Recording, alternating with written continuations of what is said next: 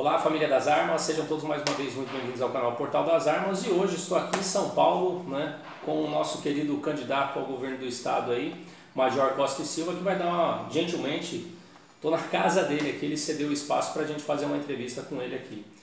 Major, em primeiro lugar, uma satisfação muito grande poder contar com o senhor aí. Agradeço o espaço que o senhor cedeu, né? Não, mas os amigos a gente recebe em casa, né? Oh, maravilha!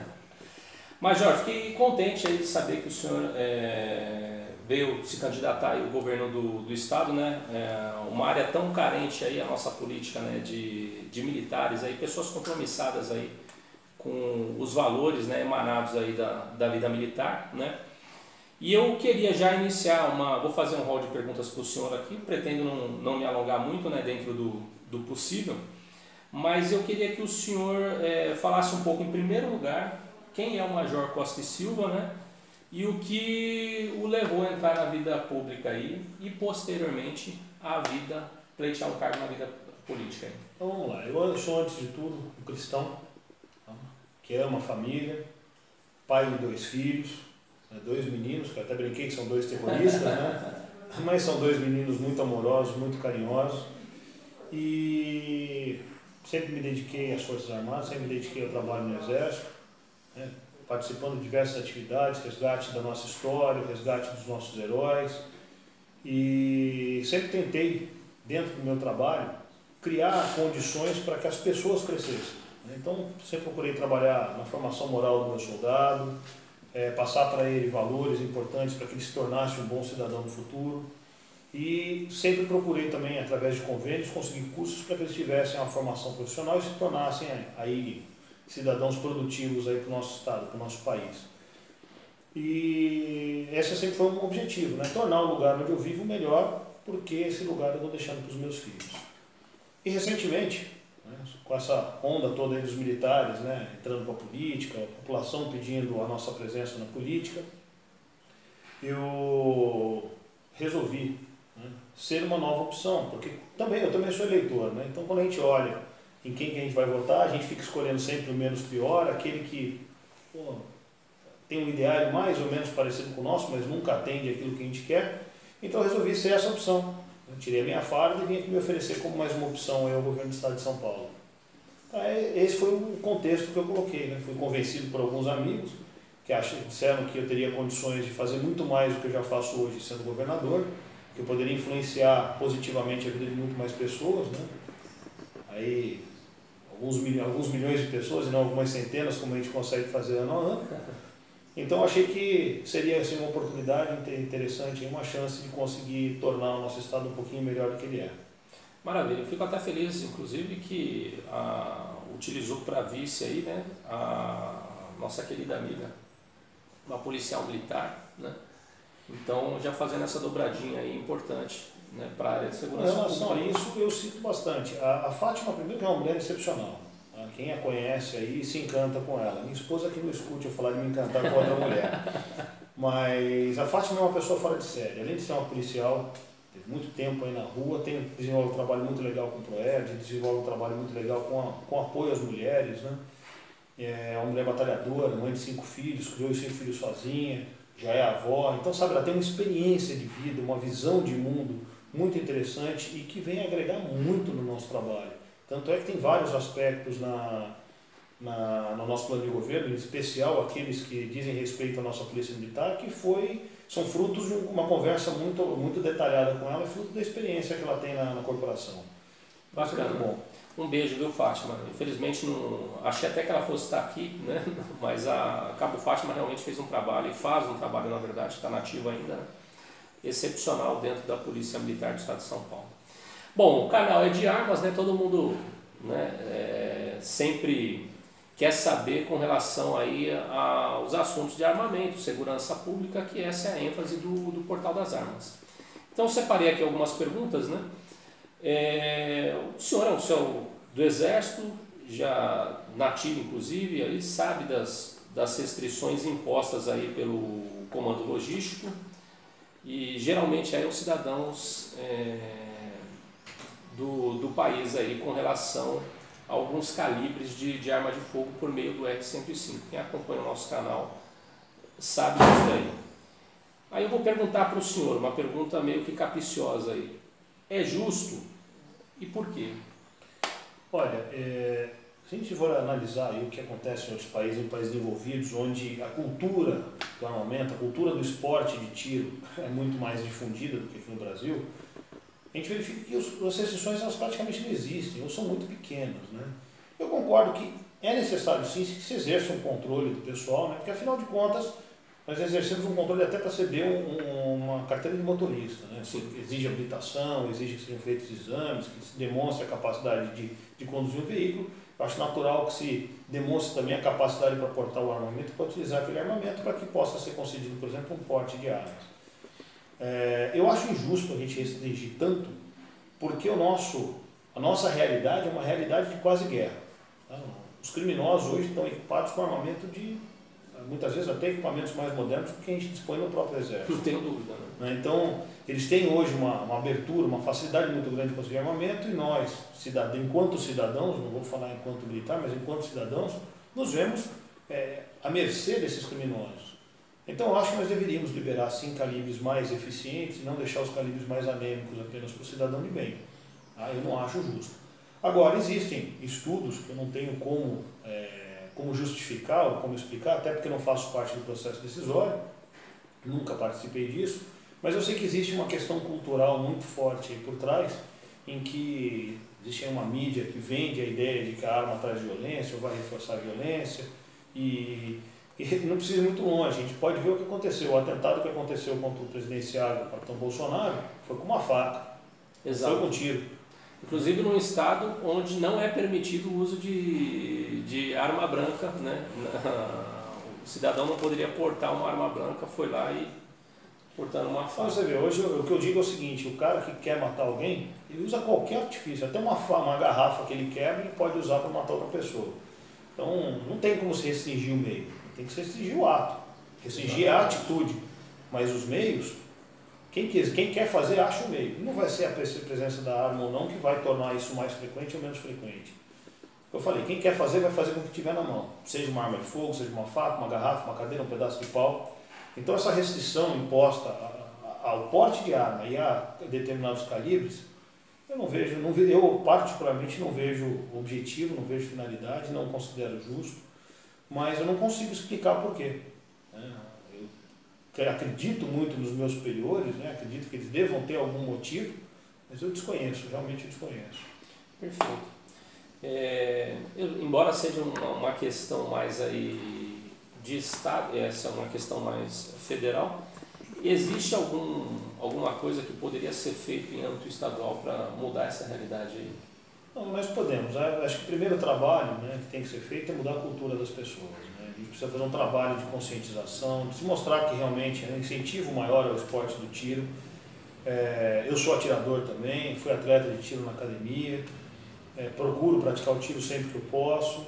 Né? Só que ele é um esporte que muitas vezes se torna inviável pelo alto custo. Né? Então, infelizmente, não é um esporte popular, é um esporte de difícil prática por conta do custo elevado. Né? As armas aqui no Brasil são muito caras, a munição é caríssima. Absurdo. Né? E o controle feito com isso também é muito grande. Eu como militar, também tenho restrição de quantidade de munição para ser comprada. É complicado. Né? Fica difícil. Bom, eu vou aproveitar a oportunidade aqui, entrar na área da seara, né, da segurança pública aqui, e uma pergunta que eu já fiz para o Bolsonaro, para o Coronel Telhada, Coronel Camilo, até para o Salésio Nunes, que é atual presidente da Taurus aí. O Estado ele faz convênios com várias instituições, aí, empresas, universidades, para dar um aprimoramento técnico-profissional melhor aí aos seus policiais. E, todavia, a gente jamais vê um convênio desse aí sendo realizado para a parte operacional, que é a parte primordial para a atividade fim policial militar. E aí eu faço referência aos cursos de armamento e curso de tiro. O senhor, como governador do estado de São Paulo, aí, né, candidato ao governo do estado, se eleito, o que pode ser feito para que o estado ele faça o melhor aprimoramento do profissional de segurança pública com relação aí Bom, vamos lá. No meu projeto de governo, o foco está no homem, né? O ser humano. É o ser humano que a gente tem que capacitar, que a gente tem que aprimorar o trabalho dele e dar chances de que ele se torne um profissional cada vez melhor.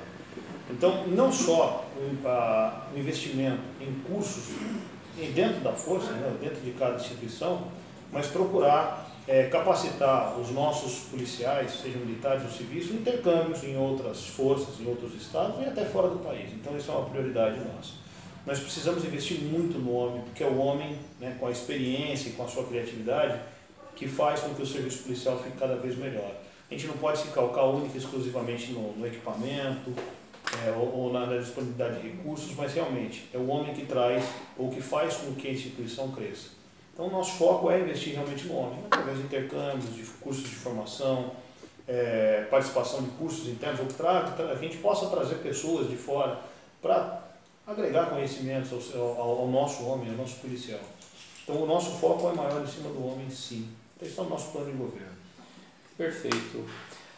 Fala uma coisa, Major.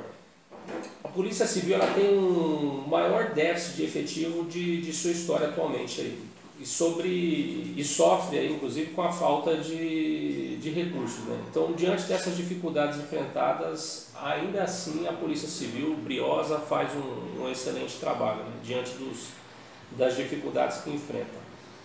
O que a gente pode esperar do senhor aí para que a Polícia Civil tenha melhores e maiores condições de trabalho? Bom, você até comentou sobre a questão da falha de efetivo, né? São 13 mil claros, se eu não me engano, ou em torno de 13 mil claros. É impossível. Eu acho que hoje, inclusive, está até maior, né? O negócio... Eu participo, inclusive, de um grupo pessoal que está aguardando a nomeação, né, na Polícia Civil, que já foram aprovados em concurso, e eles já até passaram essa informação, são 13.400, 13 mil e poucos claros na Polícia Civil. Então, isso realmente dificulta bastante o trabalho do policial e a falta de pessoal ela vai realmente implicar numa redução da qualidade do serviço prestado. Mas esse não é o único problema. Nós temos falta de pessoal, nós temos falta de material. Eu estive visitando já algumas delegacias, visitei o Palácio da Polícia Civil lá em Santos e eu fiquei chocado porque alguns policiais chegaram para mim e falaram: olha, se o senhor for eleito, por favor, ajuda a gente. E me mostraram a realidade, né? Algumas sessões ali o pessoal tem que trabalhar com equipamento particular, com computador particular, porque não tem. Não raras vezes. O pessoal tem que utilizar o veículo particular para fazer uma diligência, porque não tem uma viatura descaracterizada que esteja em condições. Então o trabalho de inteligência ele acaba sendo muitas vezes mal feito, não por culpa do pessoal, mas pela falta de recurso disponível. Então isso precisa mudar. A gente precisa dar um pouco mais de atenção à nossa Polícia Civil, não desmerecendo a nossa Polícia Militar, que faz o policiamento ostensivo e garante, né, a nossa segurança, ou coíbe muitas vezes a ocorrência do crime, mas a Polícia Civil precisa ter mais investimento para que a gente possa garantir uma melhor investigação, uma melhoria nos índices de resolução dos crimes e a gente reduzir a impunidade. Porque hoje em dia a impunidade é o que faz com que o bandido ache o crime mais compensador. Né? Ah, com certeza, né? Já dizia a Beccaria lá há 200 anos atrás, 200 anos, né? Que o ser humano que sai da linha ele precisa de uma punição à altura para que não volte a cometer e que sirva de exemplo aí para outros, né? Ainda dentro dessa linha de segurança pública, né, falamos da Polícia Civil e eu destaco aqui algo que é feito em torno no mundo inteiro praticamente, né, que é o ciclo completo de polícia. É uma realidade universal. Basicamente, aí, todos os países conhecidos no mundo adotam o ciclo completo de polícia. Que, infelizmente, no Brasil isso não acontece. Somente em 3 países do mundo inteiro não ocorre um ciclo completo de polícia, né? República de Cabo Verde, Guiné-Bissau e Brasil, né? Tudo referência em segurança pública, né? Tem que rir. Quando que a gente faz, né? Estamos aí em 2018, né? Ou seja, desde 1988, o governo federal não regulamentou essa questão, o parágrafo 7º do artigo 144 da Constituição. Em nível de Estado, o que o senhor poderia fazer? O senhor concorda com o ciclo completo de polícia? Não concorda? O tema Olha só, eu concordo com o ciclo completo de polícia. Existe aí uma discussão, né? Quando você conversa com a Polícia Civil, com a Polícia Militar, você encontra muitas vezes divergências de opinião, mas essas divergências são interessantes porque ajudam a gente a formar um juízo de valor um pouco mais embasado, né? O que eu vejo hoje? Hoje a Polícia Civil ela perde muito tempo com o trabalho de cartório. Tá? E a Polícia Militar perde muito tempo porque a Polícia Civil perde tempo com esse trabalho de cartório. Então, na realidade, é um problema que acaba atrapalhando diretamente a segurança pública. Ontem, por acaso, a gente conversou nós tivemos uma delegacia, fomos cumprimentar um amigo, né, no caminho de retorno para casa, e estava lá o policial militar há algumas horas esperando a ocorrência se concretizar, e enquanto ele estava na delegacia esperando fechar essa ocorrência, né, ele estava 5 horas, se não me engano, já aguardando para fechar a ocorrência. É a média. Né, e são 5 horas que eu tenho um policial militar que deveria estar fazendo patrulhamento fora da rua. Então a gente perde, realmente, a gente fala assim, falta policial militar. Não tenho a menor dúvida de que falta pessoal. Né? Pelos índices da ONU, né, para usar uma referência, embora eu não use a ONU muito como referência, mas para a gente ter uma referência básica, nós teríamos que ter 20 mil policiais militares a mais no efetivo do Estado de São Paulo para a gente atingir o índice desejável, né, de policiais por habitantes. Né? E a gente já tem essa deficiência, a gente ainda tira o policial da rua por causa de burocracia, é complicado. Agora, é lavrado o boletim de ocorrência, o BOPM, né? Esse BOPM poderia entrar no sistema integrado com a Polícia Civil e a Polícia Civil fazer o trabalho de investigação em cima do que foi apurado inicialmente em loco pelo policial militar. Não vejo necessidade dessa interdependência nesse sentido. Eu acho que cada um tem que fazer o seu trabalho e tem que ter autonomia para desempenhar o seu trabalho. A gente precisa garantir ao policial militar a chance dele fechar o ciclo completo, tá? Realmente lavrar o boletim de ocorrência, fazer o seu flagrante, levar o preso para a audiência de custódia, que é outra coisa que eu discordo, mas ele discorda de muita coisa. Tá tudo errado. Infelizmente a gente precisa mudar a mentalidade. Né? Nós viemos aí dominados aí por uma geração do politicamente correto, Verdade. Em que tudo a gente tem que dar chance para o criminoso se explicar. Não precisa dar chance para o criminoso explicar. Outro dia eu comentei, eu falei assim, se o cara aponta uma arma para o policial tem que reagir. Eu não tenho que esperar ele atirar. Né? E, infelizmente a gente fica, né? A gente vê um ativismo judiciário muito grande aí. Não, ideológico, né? É ideológico. Por isso que eu falo, é um ativismo judiciário. É a ideologia permeando as nossas leis, permeando o Ministério Público, que deveria deveria sim garantir a aplicação da lei, não ficar defendendo o bandido ou impedindo a aplicação da lei. Né? Não é, graças a Deus não são todos. É verdade. Quando em alguns casos aí no Supremo, né, ainda acabam legislando a respeito. Fazendo o trabalho que pertence ao Legislativo. Exatamente. Eu tenho uma posição meio crítica aí com relação ao nosso Supremo, mas não é o assunto de hoje. É verdade. Bom, eu vejo, só para fazer uma complementação, todos sabem aí que eu palestro a respeito do ciclo completo de polícia, é uma ferramenta que eu defendo, inclusive para as guardas municipais, defendo inclusive até uma autonomia maior para a guarda municipal, inclusive com alteração de nome, para a polícia local, defendo muito. Não, também, eu sou totalmente contra a formação que é feita hoje nas guardas. O cara ele se forma em 4 meses lá, você dá uma farda para ele, a arma, fala, vai fazer o policiamento ostensivo. Eu sou totalmente favorável à Guarda Civil Municipal, ela ser verdadeiramente inserida dentro do artigo 144 da Constituição como uma polícia permanente. Né? Sai do inciso 8º, vai do parágrafo 8º e vai para o inciso que eu, se pudesse, né, criasse um inciso 6º lá, colocando as guardas municipais realmente com uma posição de autoridade de polícia.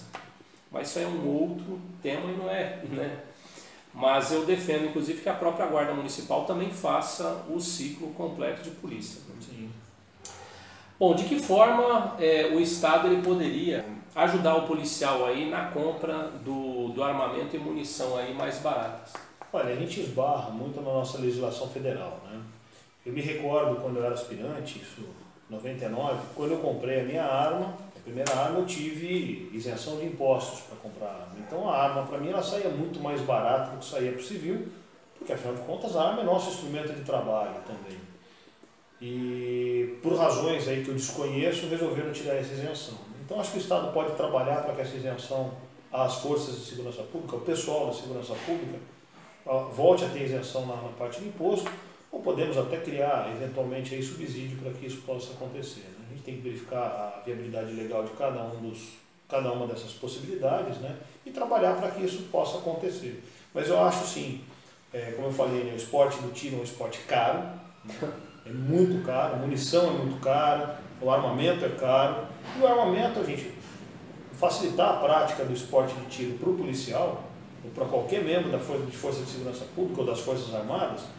Olha, primeiro é um esporte, ele vai se divertir, vai ter o seu tempo aí de distração, né? E automaticamente está se aprimorando também. Né? Então é uma forma de eu aprimorar o meu policial, o meu agente de segurança, dando a ele algum subsídio, dando a ele chance de praticar um esporte que eu considero muito saudável, um esporte do tiro extremamente saudável, melhora a concentração, melhora vários aspectos do ponto de vista psicológico, né?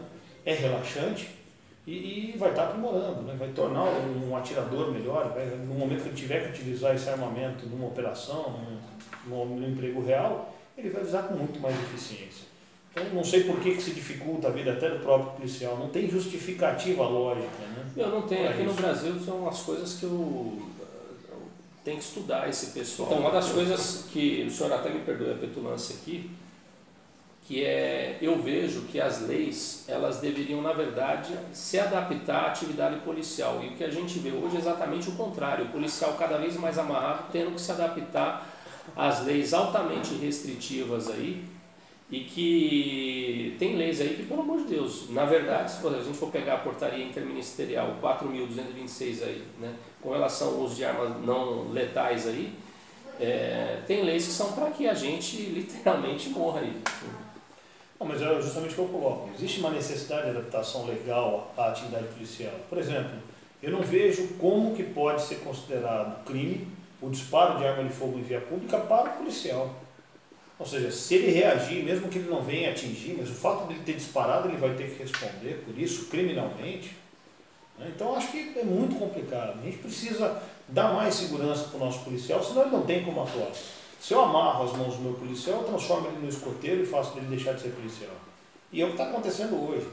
Né? Eu vejo que muitas vezes a polícia atua como escoteiro e não como polícia, porque a lei não dá amparo para o policial trabalhar. Exatamente. Infelizmente, é por isso que se torna tão mais vantajoso ser criminoso, porque sabe que a polícia não pode reagir, a polícia não pode prender, a polícia não pode atirar. Ou seja, eu me preocupo muito mais com a segurança do bandido, né, do ponto de vista legal, do que com a segurança do meu policial. Então, a gente precisa rever do ponto de vista legal, afinal de contas, para onde a gente tem que dar prioridade, para a segurança do policial ou para a segurança da segurança do bandido. Eu acho que a segurança do policial é muito mais importante. É verdade. Gente, inclusive eu vou aproveitar essa oportunidade, para quem não assistiu, dá uma olhada lá, num vídeo que está no meu canal, vai em vídeos lá e vê o Carabineiro, tá? Você vai digitar lá no meu vídeo, eu fiz um vídeo a respeito disso daí, onde o presidente da Câmara e o primeiro-ministro daquele país, presidente na verdade do Chile, eles defendem com veemência a atitude de um policial que fez 2 disparos contra um uberista que desrespeitou uma ordem legal de parada. Então, o presidente da Câmara do Chile, inclusive, ele disse que tiraria dinheiro do bolso dele, se fosse o caso, para pagar advogados para o policial que agiu no estrito cumprimento do dever. Veja só, no meu plano de governo, por exemplo, existe a previsão de uma criação de uma defensoria pública especializada para a polícia. Porque, afinal de contas, a situação do policial é uma situação diferenciada. E se toda vez que ele se envolver em uma ocorrência ele tiver que pagar advogado, o nosso policial já é mal remunerado. Se eu tiro dele a chance que ele tem dos extras, principalmente no caso da PM, a gente fala da legenda, delegado, sim, e eu tiro ele da rua, corto a possibilidade desse bico, que já passa a fazer parte da sua renda, do seu orçamento, e ainda deixo para ele o encargo de pagar o advogado, e assim, infelizmente as pessoas, os advogados que são especializados na área policial, na área militar, eles já sabem quais são os reflexos, quais são os impactos de uma condenação policial, sabem que aquilo reflete muito mais na vida dele do que na vida do civil. Exatamente. E eles abusam, cobram o quanto querem.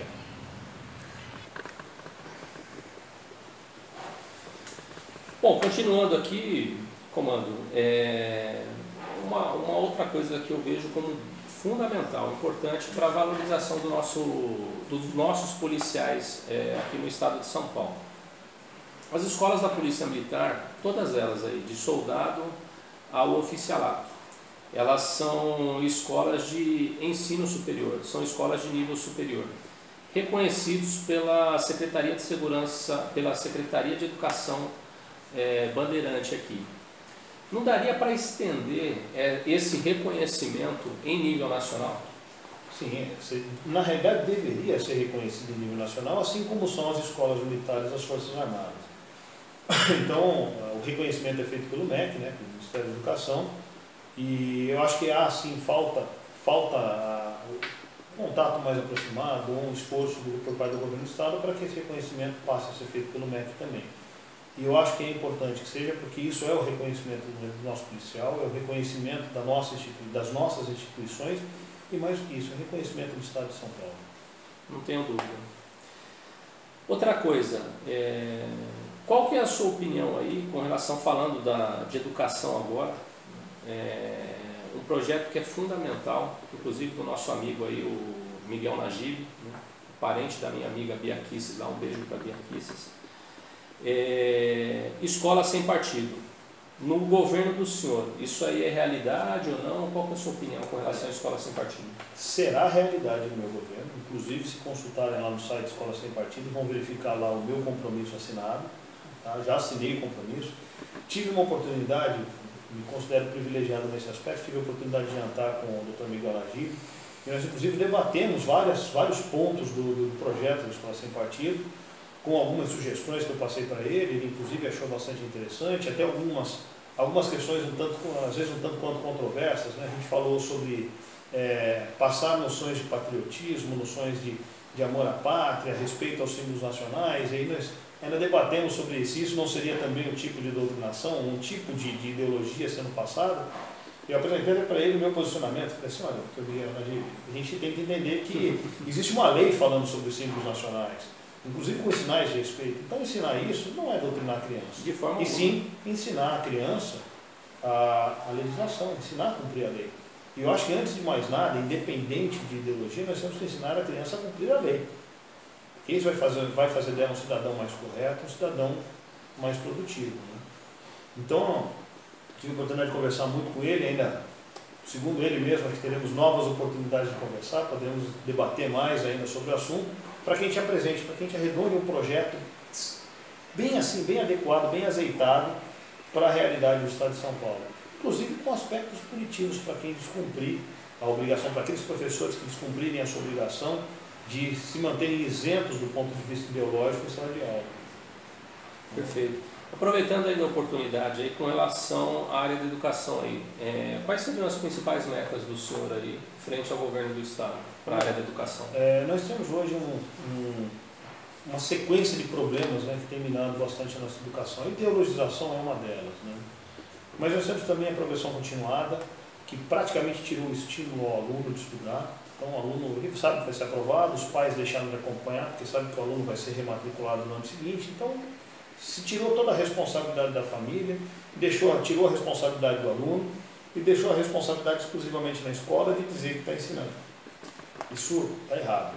O aluno tem que se desenvolver, tem que se aplicar e tem que ter condições realmente de prosseguir estudos no ano seguinte, coisa que hoje infelizmente não acontece. Então vamos combater isso, vamos procurar valorizar os professores, dando melhor formação para eles, mas atuando também nas escolas de nível superior de pedagogia, de educação, para que a gente já consiga combater a ideologização nas universidades também, para que a gente tenha realmente professores e não doutrinadores. Sim, isso é fundamental. E também, né, em algumas escolas, isso é um projeto piloto, né, se você der uma verificada no nosso país, nós temos hoje 212 escolas militarizadas, tocadas realmente, conduzidas, dirigidas pela Polícia Militar ou pelas Forças Armadas. Essas 212 escolas são exemplos de alto rendimento.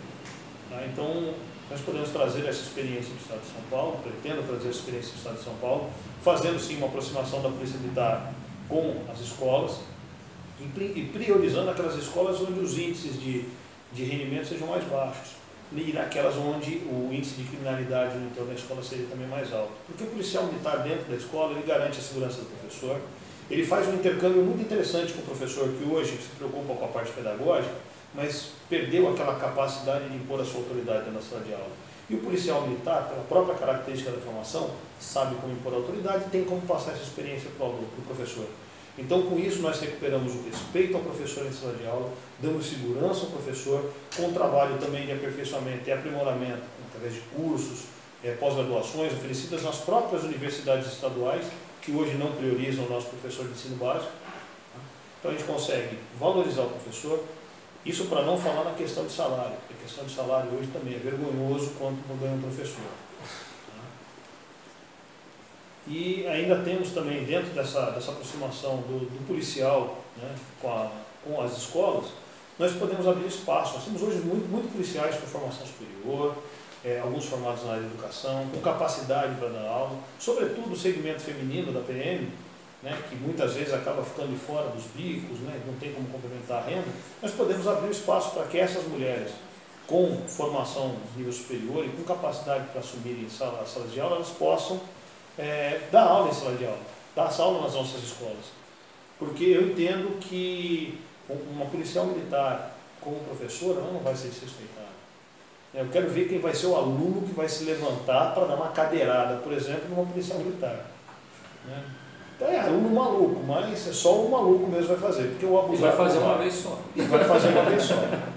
Então eu acho que a gente precisa assim, modificar muitos comportamentos hoje dos nossos alunos, e o policial militar dentro da escola, dirigindo a escola e garantindo ali todo o procedimento disciplinar, passando essa disciplina, conduzindo o dia a dia da escola, inclusive passando a responsabilidade para o aluno, dando a responsabilidade para o aluno, vai produzir um aluno mais consciente, um aluno mais responsável, um aluno muito mais aplicado. Isso vai melhorar muito a nossa educação. Eu acredito. O que eu fico impressionado é com o seguinte, eu tenho minha opinião, o estado mais rico da federação, é o estado que é a referência aí praticamente em tudo, né? Com todo respeito aos demais estados, eu volto a dizer aqui, não estou sendo bairrista. E nós não vemos aqui, não sei até se tem alguma relação com relação a 1932, né, que deixou sequelas aí que nós vemos até hoje, mas é um estado que não tem um colégio militar, né, tanto do Exército, das Forças Armadas, quanto da própria Polícia Militar, aberto ao público civil. E se a moda pega no estado de São Paulo, certamente seria copiada por outros estados. Porque, na visão do senhor, é uma pergunta mais pessoal, por que não ocorre isso aqui no estado de São Paulo? Porque dá certo. Vamos lá. A Revolução de 32, né, como houve uma divisão, né, das Forças Armadas, também do Exército, uma parte do Exército participou da Revolução de 32, houve uma postura por parte do governo federal à época de se fechar muitos quartéis. Então o nosso efetivo militar no estado de São Paulo acabou diminuindo, o efetivo militar federal. E na PM não houve esse problema, porque a PM como um todo, né, na época a Força Pública, atuou diretamente em favor da Revolução de 32 pelo lado do estado de São Paulo. Existia, uns anos atrás, ainda existe o Colégio da Polícia Militar, que quando eu era mais novo, havia uma presença maciça de policiais militares dentro da escola, inclusive diretora da Polícia Militar, hoje já não é mais, né, se torna um colégio desvinculado efetivamente da conduta militar. E a questão dos colégios militares, alguns foram fechados, outros foram criados aí ao longo dos últimos anos, pelo menos no período que eu estou na ativa, né, eu pude ver isso acontecendo. E existe hoje uma briga muito grande para que se crie um colégio militar aqui em São Paulo. Já existe um projeto para isso, está sendo trabalhado, existe uma briga grande por parte de alguns generais para que isso se concretize. Falaram que iria concretizar esse ano, já falaram do ano que vem, disseram que em 2 anos deve estar acontecendo, funcionando e deveria funcionar ali no quartel do CPUR em Santana. Então já existe um projeto para isso. Só que esbarra assim, diversos problemas de ordem legal e ordem financeira. Mas é um projeto que já está caminhando. E a gente vê que outros estados, né, como eu falei, já existem 212 escolas militarizadas no Brasil, são escolas que deram muito certo. E eu tenho certeza que se a gente conseguir implementar isso aqui em São Paulo, e as escolas aqui de São Paulo, sobretudo as escolas da periferia, passarem a ter os índices que essas outras escolas têm, ou até melhores, porque eu acho que a gente tem potencial para isso, dinheiro no Estado existe para isso, nós podemos tornar exemplos e, com certeza, o que acontece em São Paulo, o que acontece positivo em São Paulo, se replica para os outros estados. Então, eu tenho um sonho, sim. É um sonho de conseguir fazer dar certo aqui para que todos os outros estados aproveitem a experiência do estado de São Paulo e possam fazer o mesmo com o restante do país. Bacana. Bom, para a gente finalizar aqui, Major, eu já de antemão te agradecendo pela entrevista aqui, o que a população, o povo bandeirante, ele pode esperar no governo do senhor, se o senhor vindo realmente a ser o nosso futuro governador? Olha, o que eu posso dizer é o seguinte, me perguntaram recentemente como é que era ser político. E eu falei para o pessoal que eu não sei o que é ser político, porque eu não sou político e com certeza não vou ser. Eu sou soldado. Eu sou militar. É isso que eu sou. E é assim que eu vou continuar pautando minha vida. Então, para mim, governar o estado de São Paulo não é um trabalho, é uma missão. E missão ela tem que ser cumprida da melhor maneira possível. Então, o que a população pode esperar de mim é comprometimento, fé na minha missão, dedicação, probidade, honestidade, transparência, muita força de vontade. E podem ter certeza que eu e a equipe que eu estou trazendo vamos mudar esse estado. Vamos tornar esse estado grande como ele merece ser, como ele já foi em outras épocas. Vamos colocar de volta São Paulo no trilho, para que o São Paulo possa voltar a ser a locomotiva que conduz esse país. Isso pode ter certeza. E aqueles que quiserem conhecer um pouco mais das minhas propostas, as minhas propostas estão disponíveis na nossa página do Facebook, tá? Major Costa e Silva 27. O pessoal pesquisando lá vai encontrar lá todo o material nosso de campanha, todas as divulgações que a gente está fazendo. Pode seguir a gente no Instagram, né? Major Costa e Silva, pode pesquisar a gente também pelo Twitter, @Costa_Major. Podem procurar a gente, vão conhecer um pouquinho mais a gente, e eu permaneço à disposição também para esclarecer tudo agora. E eu digo o seguinte, eu estou à disposição agora como candidato e estarei à disposição também como governador. O nosso governo é um governo de portas abertas. Eu sempre mantive a minha porta do meu PC aberta para todos os meus subordinados, eu vou manter a porta aberta para quem é o meu patrão, que é o povo. Bacana. Gente, esse foi o Major Costa e Silva. Eu me sinto na obrigação aqui de fazer mais uma pergunta, Major, sem querer. Eu sei que o tempo do senhor aqui é um tempo precioso, né? Mas diante dessa mídia tão esmagadora aí, inclusive ideologicamente, a gente observa aí que o senhor teria todas as condições de participar mais ativamente dos debates e não vai, eu sinto até por um certo medo da mídia. Como que o senhor vai fazer para vencer essas barreiras aí, diante desse cenário que nós temos aí? Olha, essa eleição está sendo uma eleição bastante diferente. Eu confesso, acredito eu que se eu tivesse tido a oportunidade de estar nos debates, talvez eu tivesse divulgado muito mais as minhas propostas e tivesse condições de estar tendo desempenho até melhor hoje nas pesquisas. Mas independente de debate, independente de tempo na TV, eu tenho uma coisa que eu acho que é o grande diferencial da minha campanha. Eu tenho pessoas que acreditam no meu trabalho, pessoas que acreditam na minha proposta, e são pessoas que voluntariamente estão fazendo campanha para mim, estão divulgando as minhas ideias, estão divulgando o meu trabalho, estão criando material que não sai da gente, mas materiais muito criativos, né? Alguns aí bem interessantes, né? Que estão circulando. Às vezes eu recebo propaganda, né? O pessoal fazendo campanha para mim, recebo nos grupos que eu faço parte, e eu olho, poxa, essa é nova, eu ainda não conheci, então eu vejo que as pessoas estão trabalhando muito para que a minha campanha se torne realidade, né? Para que a nossa campanha tenha sucesso. Então eu acredito sim na força das pessoas, na força de um ideal que vai nos levar até o segundo turno. Parabéns, Major. Eu queria aproveitar também a oportunidade de chamar o nosso amigo aqui, o Capitão Munhoz, né? Por gentileza, Capitão. Está ajudando a gente aqui, é um irmão da gente aqui, né? Grande Munhoz aí, está companheiro aí companheiro, né, de batalha. De batalha. Meu coordenador de campanha, né? Coordenador de campanha aqui, né, tá ajudando a gente, eu agradeço. Munhoz é atirador também, regaço. Serve aí a nossa querida, briosa Força Aérea Brasileira aí. Depois a gente vai falar de aviação, viu, Opa, Munhoz? Vou falar dos motores Pratt & Whitney aí, nota 79. Maravilha, gente. Eu agradeço de coração. Major, mais uma vez, muito obrigado. Que Deus abençoe o senhor. Um abraço na sua esposa e nos seus filhos, né? Casada há 18 anos, não é fácil. E com a mesma mulher, isso é maravilhoso, né? Peço para você que está nos assistindo, que assistiu aí, que tire suas conclusões, né? O Major é amigo nosso. Visite o nosso canal no YouTube, no Facebook, no Instagram, principalmente no YouTube e no Instagram, e a nossa página na internet, portaldasarmas.wordpress.com. Não a criminalidade, sim a proteção ao lazer e ao esporte. Portal das Armas. Obrigado, Major. Tamo junto. PKS gigante.